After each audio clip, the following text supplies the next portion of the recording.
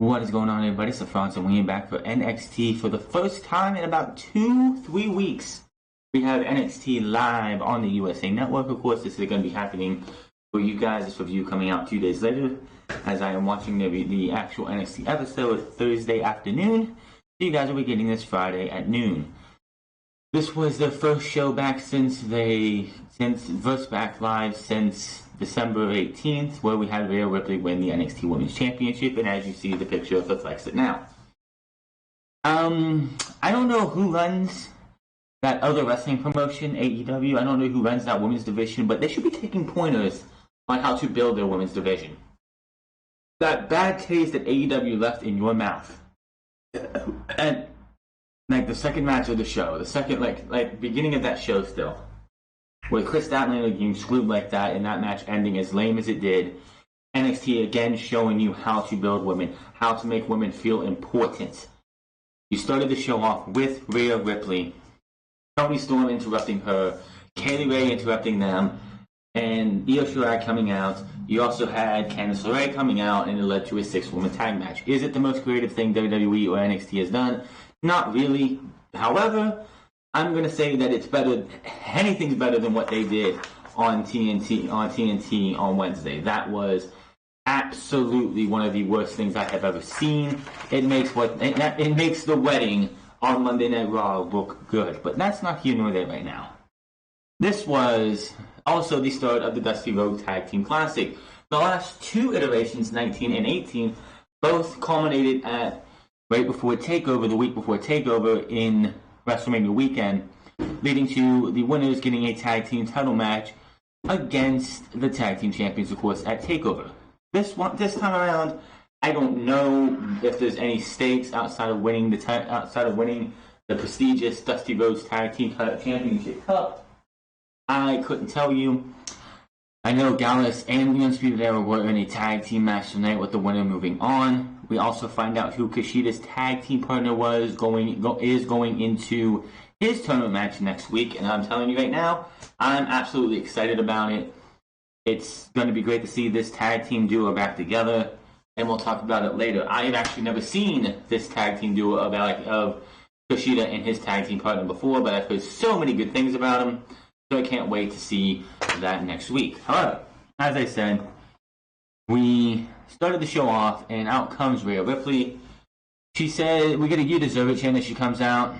She's like, memories. Like wrestling in this ring, winning the title, and celebrating on your shoulders of the fans. I will never forget memories like these. She goes to speak some more, and out comes Toni Storm for NXT UK. Everyone has been predicting since the USA Network got NXT that NXT would be going. Toni Storm would be coming over. We have Rhea Ripley who came over from NXT UK. So why not have Toni Storm? Of course, Toni Storm this Sunday will be going up against Kaylee Ray and Piper Niven for the NXT UK Women's Championship at NXT TakeOver Blackpool. I may or may not have a review for that on Monday. I have no idea. She comes out. She congratulates Ripley and says she's so proud because she deserves this. She brings up, it's like, remember that time I beat you? Remember that time I beat you twice? And then she mentions that she will become NXT UK Women's Champion this Sunday and NXT TakeOver Blackpool 2 by defeating Piper Niven and champion Kaylee Ray. And then she will go become a double champion by beating Rhea Ripley at Worlds Collide. So, at Worlds Collide, it looks like we're getting Rhea Ripley versus Toni Storm, or maybe Kaylee Ray in a champion versus champion match. That has not been confirmed.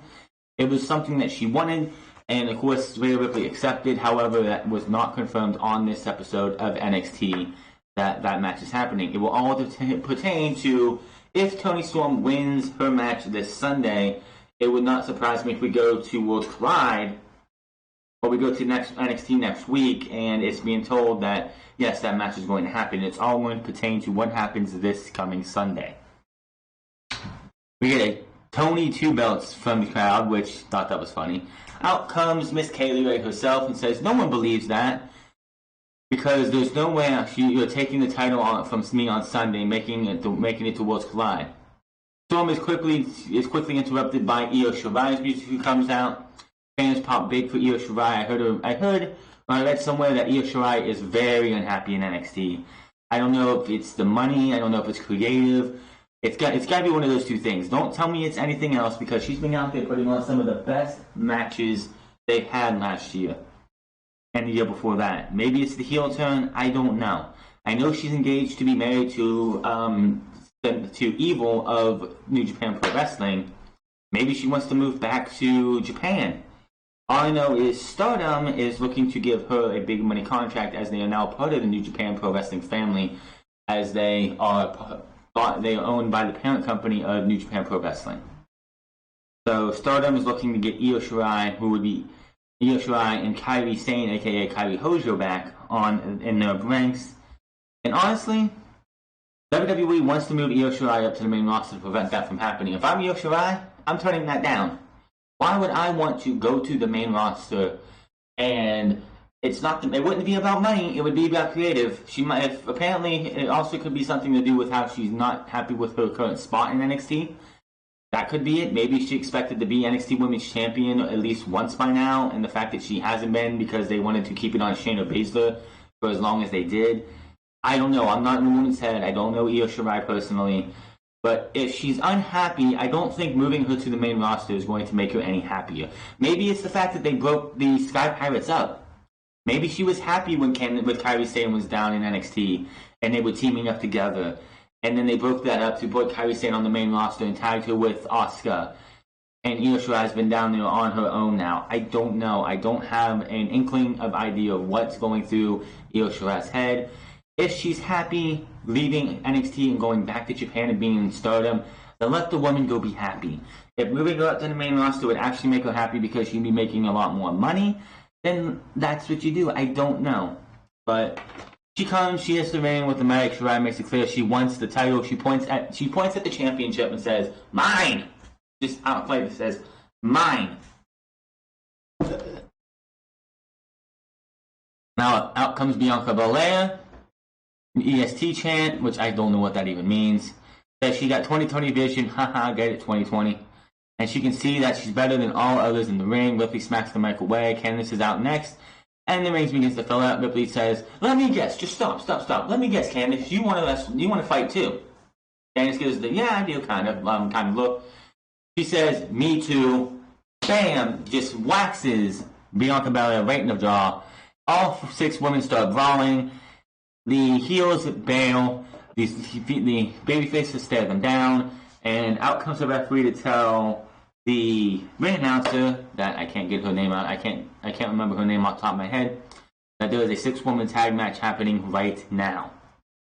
So it has been made that this is a 6-woman tag match between Io Shirai, Bianca Belair, Kaylee Ray versus Rhea Ripley, Candice LeRae, and Toni Storm. I didn't want to say kudos to Candice LeRae getting herself a new jacket. It looked pretty cool on her. Candice LeRae, Rhea Ripley, and Toni Storm versus Io Shirai, Kaylee Ray, and Bianca Belair. Nice fun match here. Because of what happened, and it was the only women's match on AEW on Wednesday, this match was the best match in for the week for the women by default. Just saying. But this was a good match here. All 6 women got to get their moves in here, back and forth. Now, when we get to the end of this match, Shirai charges a double knee to the face of Storm in the corner. Shirai with a big backbreaker in the middle of the ring. Shirai goes to the top, but Belair tags herself in, and she uses some force on her partner. Then they argue. Belair comes in, scoops Storm's up on her shoulder. Shirai comes off the top and nails a missile dropkick onto Belair because Io Shirai looks to go for the Asai moonsault to put Toni Storm away, and Bianca Belair just tags herself in and wants to take the victory for herself. She had her up in the KOD. Drop kick by Io Shirai, who yells at Bianca Belair, and she gets the hell out of there. Ripley tags in. Belair turns around to a big boot. Ripley unloads on Belair with knees and a big drop kick. She goes up, hits the riptide in the middle of the ring for the 1, 2, 3. The babyface team of Rhea Ripley, Toni Storm, and Candice LeRae win. After the match, though, this was pretty interesting. You have Ripley stands tall over Belair. Storm comes over and stares down. The music stops. LeRae cuts in between them. She has the title in hand, goes to hand it to Rhea Ripley, but then pulls it back as Ripley has her hand out. And she just looks at it and gets this smile on her face like, precious. Like she has the, "this is going to be mine, precious" type look on her face. And then she reluctantly gives it back to Rhea Ripley. raises both women's hands, and the fans cheer for that. So I love that little tease right there that Candice LeRae is definitely coming for the Precious. Still to come, the 2020 Dusty Rhodes Tag Team Classic. Marlon leads us to a video package of Tommaso Ciampa, who talks about his previous NXT title reign, being that he did everything he could. He cast everything else aside because he wanted to be NXT champion, and he made that happen. And then it just disappeared in a flash because of his neck injury, and he's been out recovering from his neck injury and how he wants to get the title back from Adam Cole. And we go to break. I can't do this video package any justice. If you have a soul in your body, you need to go watch this. I'm sure it's on both of them because they did too. I'm sure it's on their YouTube channel. But if you can find the actual full-length thing, go check it out. It is just whoever does these video packages, I swear, should be making a lot of money because they are good at what they do. Backstage, we see Keith Lee warming up. He says, "No matter how many champions I put down, Keith Lee still has to prove himself." And he pretty much says, "That's okay. I'll come out there. I'm going to win this, and I'm going to become your next North American champion." So that is our main event of tonight. Later on, it's time to begin the Dusty Rhodes Tag Team Classic. The Forgotten Sons take on Imperium, Marcel Barthel, and Fabian Eichner. The Dusty Cup on display is in the NXT arena, over by the announcers, I guess. Forgotten Sons are out first. Of course, they made it to the finals last year, going up against Ricochet and Aleister Black, and falling to the team of Ricochet and Aleister Black, who went on to have an awesome match between the War Raiders at the time, and those two in the tag team title match at Takeover New York last year. We did a pre-recorded sidebar video of Barthel and Eichner talking about winning the tournament and spreading Imperium's message that the ring is sacred to them. And I was shocked when I saw this video because I don't watch NXT UK, so I was like, I didn't know that Marcel Barthel, Fabian Eichner even talked in Imperium. I thought that was all the talking came from Walter. I'm surprised we didn't have the video package show Walter standing with his men, speaking on their behalf. That's what I thought happened every time. I'm wrong, I guess. So this match didn't do anything for me. The Forgotten Sons, just to me, are a waste of time. They've been here for what? This is their third. They're going into the third year on the NXT roster. Wesley Blake's been here for about 6 years, it feels like, and the guy just isn't going anywhere. I think it's time to cut and run with him. I will say that Steve Cutler did shave his head. He's no longer having the long hair like the other two. I thought that was part of what they were, is they would have the long hair, but I guess Steve Cutler decided, no, I'm shaving it off. Blake and Cutler go for the double team but Barthel kicks Cutler from the top, which is, of course, the reverse DDT 1-foot stomp finisher, but he gets kicked off, falling onto Jackson Redger on the outside. They do their uppercut bomb. Eichner goes to the top, assists Eichner with the double team European bomb. Eichner covers Blake 1, 2, 3, and Imperium moves on to 2 weeks, I'm sure, from now. I don't know when the finals is, and I'm pretty sure the finals of Dusty Rhodes Tag Team Classic is going to be at Worlds Collide, which is NXT versus NXT UK. Honestly, honestly, they kind of, in my opinion, missed the boat to do an NXT versus NXT UK properly, where you could have had the women's War Games and the men's War Games match be NXT versus NXT UK. That's just me. Kathy Kelly's backstage with Matt Riddle asking about how his Dusty Rhodes Tag Team Classic team with Pete Dunne came about. Riddle says he doesn't know Dunne well, but his spirit of Dusty Classic, that's what makes them work. He said, I went up to him and I said, me, you, Dusty Cup. He gave me the British, his little sign, where he takes his hands out, and I gave him the bro sign, and then we nod heads, and that's how the Bromedy and the Broserweights Broserweights were formed. Okay. I know it's Matt Riddle and all, but Pete Dunne, like, the last time he was in the Dusty Rhodes Tag Team Classic, it was 2 years ago. Him and Roderick Strong made it to the finals, and Roderick Strong ended up turning on him, costing him the match. costing them the match and causing Pete Dunne, joining the Undisputed Era and being a tag team champion with them. Back from break, we see a video package of tag team champions Wolfgang and Myriam Khan of Wolfgang, who will be in Action in the Dusty Tag Team Classic. Gallus, not Wolfgang. Stupid me. The announcers play the NXT Prime Target, UK Prime Target special on the WWE Network, which preview for Sunday's Takeover Blackpool event. They have done these for NXT Takeovers as well. I don't watch them. It's like if I watch NXT from start to finish and watch the build towards Portland, I don't need to have a refresher. Maybe this one I would watch just because I don't know much about the NXT UK brand because I haven't watched it in a Cool's age or forever age ago. I don't know. But then comes, I think, something that everyone should like. Austin Theory, Joaquin Wilde. Great to see Joaquin back. Guy has been out with an injury for a couple months here. But we go to the ring, out comes Austin Theory to the pop. The announcers talk about Theory's losing to the Open Challenge match to NXT North American Champion Roderick Strong a few weeks ago, but taking Strong to the limit. And then out comes Joaquin Wilde. Again, great to see this guy back. I guess he got rid of the light bright helmet and came out with, looked like one of those bike helmets that the people wear in the Olympics. Okay, whatever. Match didn't last very long. Wilde got a couple moves in, but Austin Theory dominated after that. Wilde looks to capitalize, but Theory nails a big drop kick. He scoops Wilde in the middle of the ring. Nails a leaping TKO. 1, 2, 3. Austin Theory stands tall. This guy looks like a fucking stud. Looks like a guy who could possibly be a big player in the future in NXT. Then go to the main roster and become catering VIP because he's not Roman Reigns. The guy, it's like people can say, oh, this guy's the future, this guy has what Vince McMahon would love. Go look at EC3. Go ask EC3 how that worked out. EC3, we all talked about how EC3 could possibly be this nice up-and-coming guy, this nice piece on the main roster. He looks like what Vince McMahon wants a guy to look like. He talks like a guy Vince McMahon wants. But what happened? Catering VIP, and his spirit is so broken. He can't wait for his contract to run out. He can't wait to get out of this thing, and he can't wait to probably go back to Impact Wrestling or All Elite Wrestling or New Japan. I'm going to talk a little bit more on Wednesday on Saturday or Sunday why I think AEW is on the brink of going down instead of up. But that's not here nor there.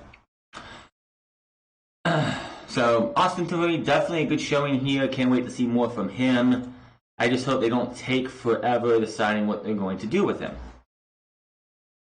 Damian Priest backstage talking about how if he wins his Fatal 4-Way tonight, winning the first main event of 2020, that's a way to live in infamy. Winning the North American Championship, no, my name lives forever. That's all he pretty much said. Festival Tag Team Classic first round match, the Undisputed Era versus Gallus. Of course, Tag Team Champions versus Tag Team Champions. Honestly, if you could get Danny Burch and Oni Lorcan, which were both under contract still, and the team of The Hunt in this, you could have put The Hunt versus Danny Burch and Oni Lorcan in this show. And what you could have did for this Worlds Collide is at the end, at Worlds Collide, of course you're going to have, and how they could have did this and made this smart, was have NXT UK on one side, NXT on the other side of the bracket, have those two, the winners of each brand face off in the finals, and the winners get a tag team title opportunity against their respective brand. But no, they didn't do that. I don't get why they would do that.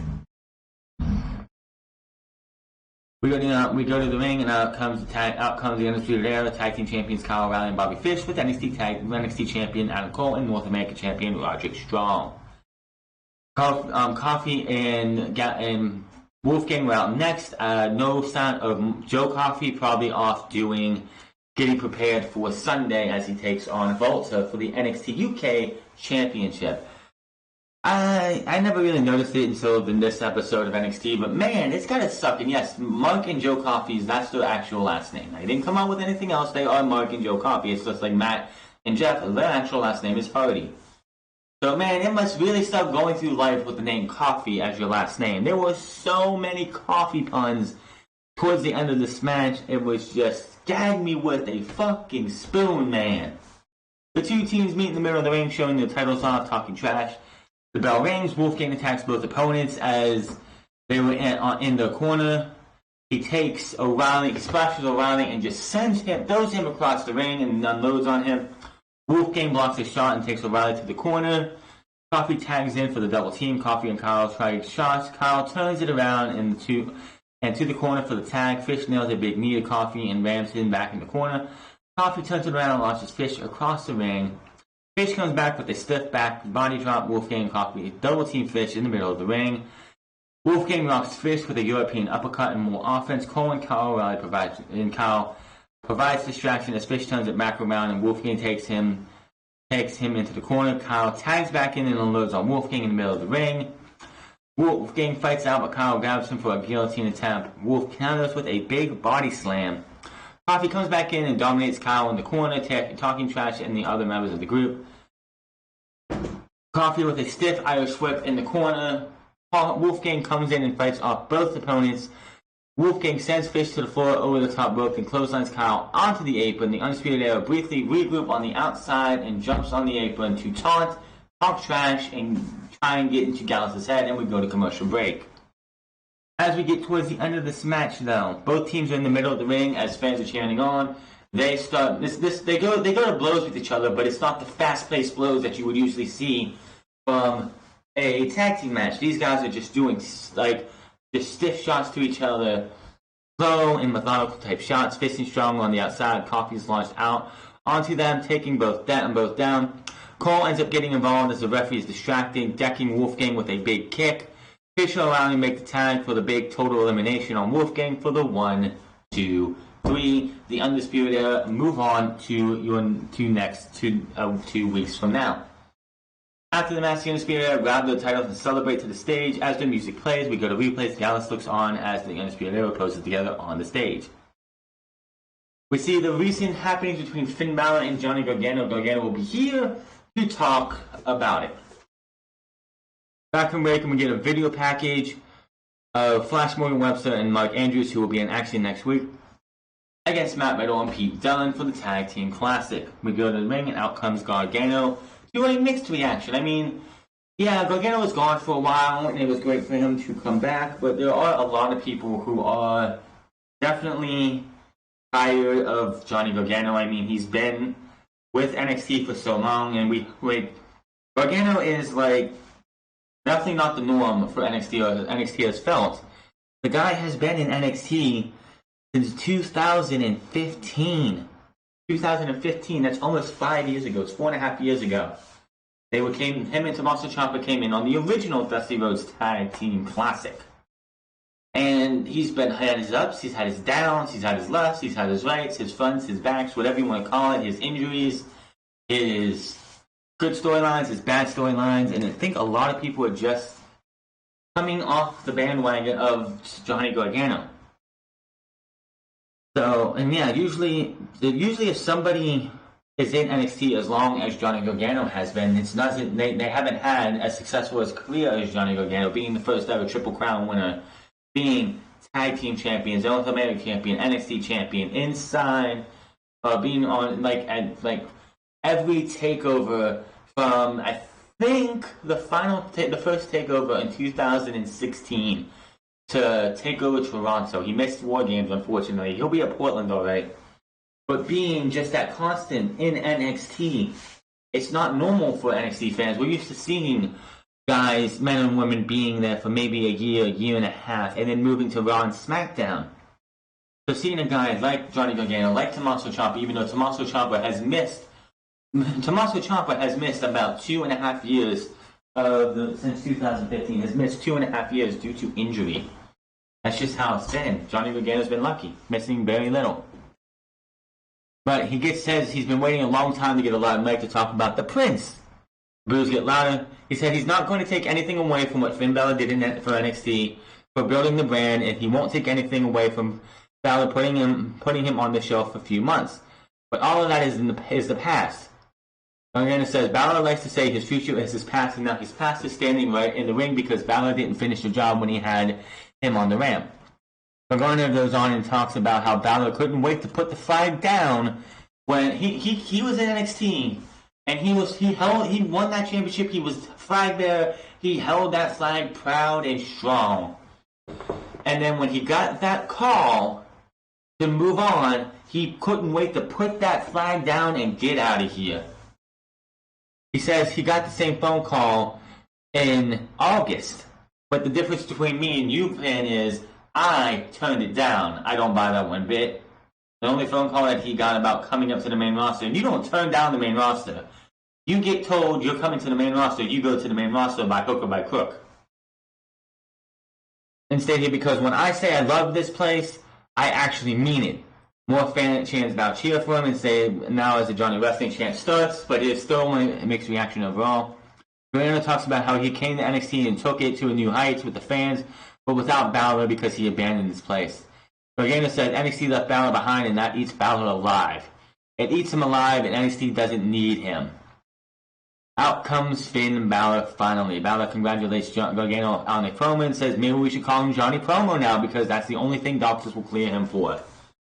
Balor admits that Gargano, yeah, you cost me the NXT title a few weeks back. Gargano's like, yeah, I know I did. And Balor threatens to knock his head off. Balor goes on and calls him soft. Balor says he will give Gargano his match at Takeover Portland on February 16th if God makes it that far.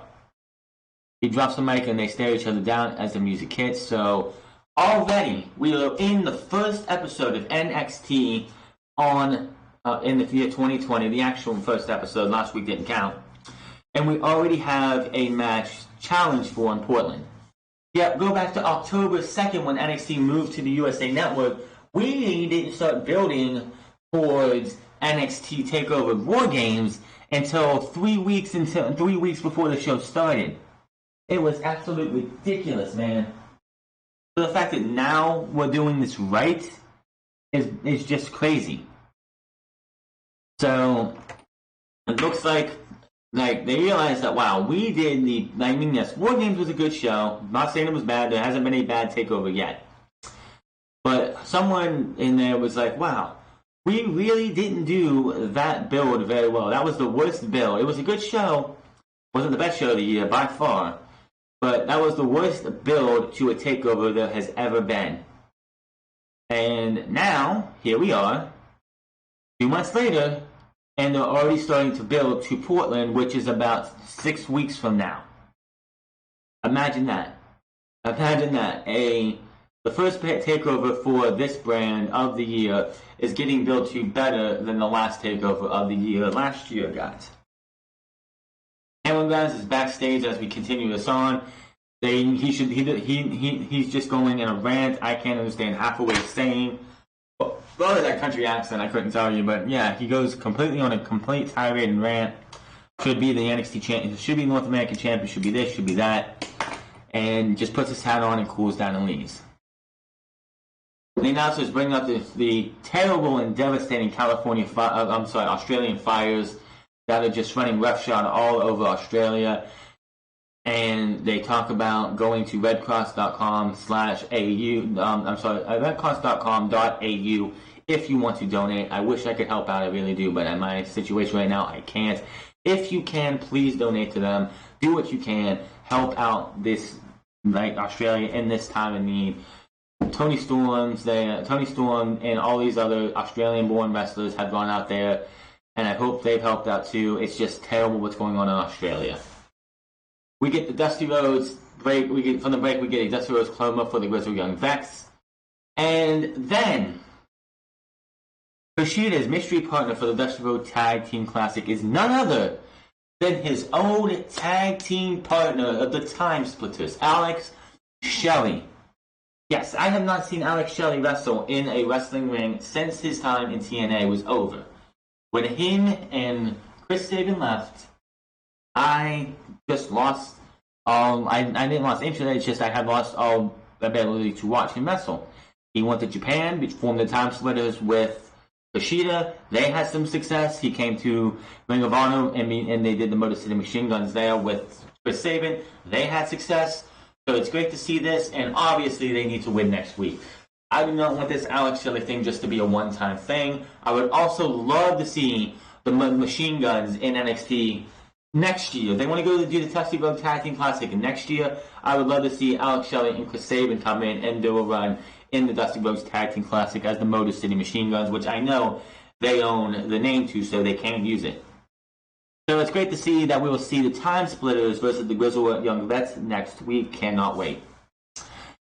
Myriam versus Cannon Carter. This was nothing, really. This was just Myriam winning with a eat the feet off the top rope. There really wasn't anything on this match. But I think they said to protect you, not whatever that she hit her with. But she hit her with a move off the way as Katie Carter was coming off the top rope. And that was that. Myriam wins. Nothing really to this match. After the match, though, we get a show of respect in the middle of the ring. All of a sudden, we see a woman attack Katie Carter, pushing her into Myriam, and it turns out to be Chelsea Green, making her NXT debut. The last time she was in Full Sail on anything that I know of was when she had her first dark match in Full Sail, breaking her wrist, or breaking her hand, one of the two, probably her wrist, and finishing the match. Robert Stone, the former Robbie E, is on the ramp. He says 2020 will be the year of the Robert Stone brand, and that starts with the hottest, and I mean hottest, free agent, Chelsea Green, and they leave. So Robert Stone, aka Robbie E, has turned in his wrestling tights for a suit and tie and a business card, as he is going to be the manager of the Robert Stone brand. Cannot wait to see what happens here. Will we see Deonna Purrazzo be a part of the Robert Stone brand, getting possibly in the near future a tag team title match against the women's tag team champions? I don't know. It's going to be interesting to see. 2020, looking up for Robert Stone and Chelsea Green. We get another video package about Tommaso Ciampa wanting his Goldie back. The fact that Adam Cole has taken his life away from him. Goldie was his life. The fact that he had to give it up, never lost it. He wants it back, and he finishes off his promo by holding up his nameplates that would go on that championship, indicating that I want this back, and I want it back now. I see that happening at Takeover Portland. I see no reason why it wouldn't happen at Takeover Portland, but it will happen then. Fatal four-way to crown the new number one contender for the NXT North American title: Damian Priest, Keith Lee, Dominic Dijakovic, and Cameron Grimes. This is, of course, Cameron Grimes' first main event in NXT, so good on him. This was a fun match here. I don't know what else to say, but Keith Lee is just awesome. Dijakovic is awesome. Cameron Grimes did everything he could to survive with these big men here. Damian Priest still a lot of rough around the edges for him as well. I cannot do this match any justice. Let's get to the end of this. As there was a point in this match towards the end of it that Keith Lee goes to charge Cameron Grimes, and Cameron Grimes was able to flip him around and land on him. Awesome looking stuff. You had all the big blows, all the great hits between these big guys and Cameron Grimes. Grimes goes to the top and he waits for Lee to return to his feet. I don't know what he was thinking. He leaves, but Key knocks him down with the double smack, the gorilla smacks on the chest. Grimes and Lee trade shots into the feet. Lee catches Grimes for the big spirit powerbomb in the middle of the ring for the 1, 2, 3. This match was so fun. Then the winner, the new number one contender to the North American Championship, Roderick Strong, is Keith Lee. After the match, Lee stands tall and his arms raised as the music hits. We go to replays and Priest and Dijakovic recover and look on from the bottom of the ramp. Grimes is down on the apron, then the floor. Lee will get his title shot for Strong in 2 weeks' time. Also, they did announce that there will be a Battle Royal next week. The winner, it's a women's Battle Royal. They showed a lot of women, including Shotzi Blackheart, and of course Tainara, and everyone else you can think of outside of course Rhea Ripley. And the winner will get a shot at Rhea Ripley at NXT TakeOver Portland. So again, NXT is doing a better job already building towards Portland than they did the War Games. That's always a good sign.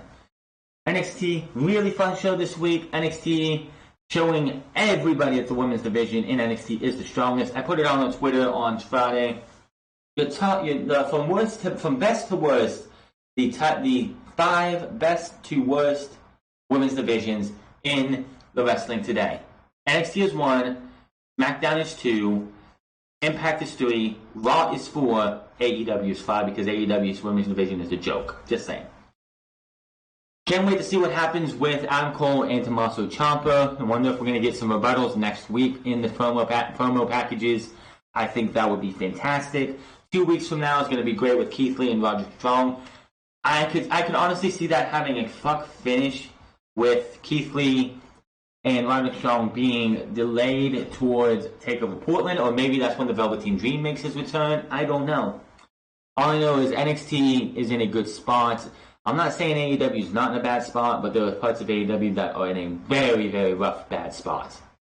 But that is your NXT review. Hit that subscribe button, comment down below, like or dislike this video. Find me on Twitter, The France Club. Find me on twitch.tv/The France Club.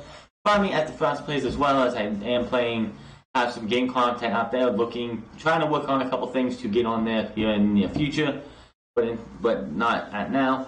Until then, my name is France, and I'll see you guys later.